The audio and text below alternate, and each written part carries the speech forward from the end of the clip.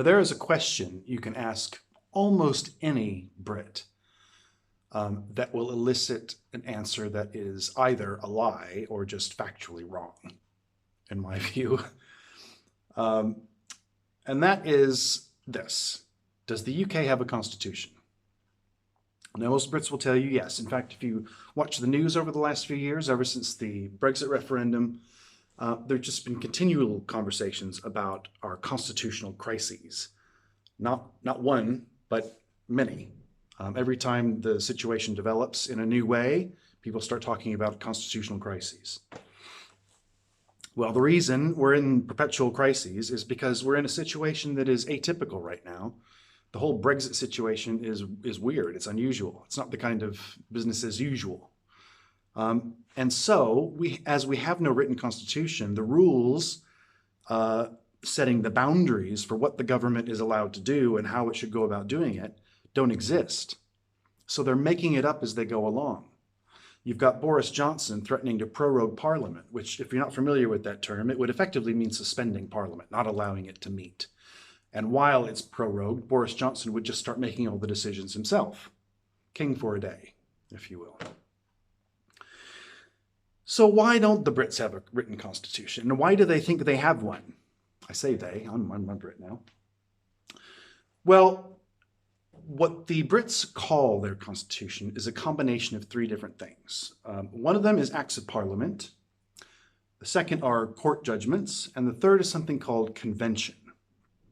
Now, by acts of parliament, they're talking about laws that were passed that have become part of the fabric of society. So people have just decided over the years that that's part of the Constitution now. That bill, that law that we passed is now part of the UK Constitution. How do you know? Because we say so. It's not written down anywhere. There's nothing on the bill itself that says this is a constitutional law. We've just decided as a nation collectively, and just verbally, by the way, that it is part of the Constitution now. Same thing with court judgments. You have important court decisions over the years, and people will say, well, that's now been the way things are done for 30 years since that court decision. It's part of the fabric of British society now, so that court decision is now part of the UK Constitution, which we are all just agreeing verbally now. Yes? Yes. Okay, great. It's part of the Constitution now. The third part is convention. Now, by convention, they also mean things that have just become the way of doing things. It's tradition. It's the way we become accustomed to doing things. So custom is what you are accustomed to. And again, it is vague. It is ill-defined. It is not written down. So they might say the Magna Carta, for example, is part of our Constitution. The Magna Carta obviously sets up a system that is not in place today, but it's important. It's part of our fabric of British life, so it's part of our Constitution. Let's just all agree, yes? Okay, great.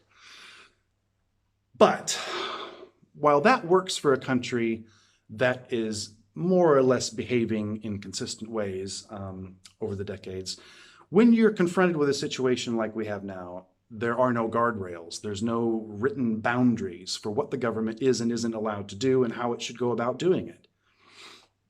So you've got a prime minister threatening to suspend parliament and just taking on the role of king, effectively.